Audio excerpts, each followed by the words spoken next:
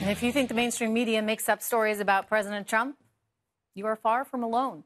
A new poll from Politico asked voters whether the media was doing exactly that. And guess what? 46% said yes. Nearly half the country saying yes. 37% said the media does not fabricate stories about the president. 17% undecided. But among Republican voters, 76% say the media is inventing stories, while a mere 11% don't think so. Joining us right now with reaction is Kayleigh McEnany, spokesperson for the Republican National Committee. Kayleigh, good to see you. Hey, Trish, good to see you, too. What's it tell you when nearly half the country and the majority of Republicans believe that the media is making up stories about President Trump? The American people are very discerning, and they've caught on to the media game. They can't be fooled. They look at the long litany of false news stories, and I'll just give you a few, Trish. NBC had to issue a correction because they made up a story about the RNC being in Paul Manafort's notes. The New York Times was actually disputed by James Comey, their February New York Times story that he called in the main not true. CNN retracting a story about Scaramucci being involved in the Russia investigation. A Times reporter saying President Trump removed the MLK bus from his office. The AP saying that, in fact, the EPA administrator had a meeting with Dow Chemical that never happened. These are five just in the last few months. They're making up stories. The American people see right through it. Are they trying to take him down? I mean, do you think that there is such a bias in the media right now that, first of all, no matter what he does, he's damned if he does, he's damned if he doesn't? I mean, you see that the phone call that he tried to make to the soldier's wife, he has gotten so badly criticized for.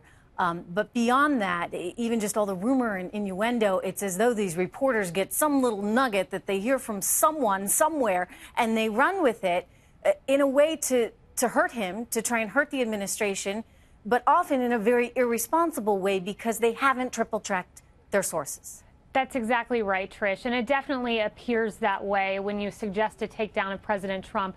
Don't take it from me. Take it from a Harvard Kennedy School study that showed that 80% of the media's coverage of President Trump is, in fact, negative. That's historic. That's beating negativity towards Obama by a long shot and Bush. The only organization that this Harvard study found that was on parity with negative and positive coverage was this organization right here, Fox News, which is actually doing its job. So it's frustrating. But here's one thing the media failed to take into account. This president's a fighter. He will fight back. He won't take this lying down, and he's beating them at their own game. When you see a poll like the one you just showed, 46% of people think the media is making things up. President Trump is winning. Well, and certainly, regardless of what you think of polls, he's way ahead of the media in terms of how the American public feels about the media right now. So you say he's beating them at their own game. That's so interesting, Kayleigh, because if you think about it, nobody's ever tried this game before. Nobody's ever been so combative, certainly not like we're seeing. And you have so many people, it's not presidential, it's not this, it's not that.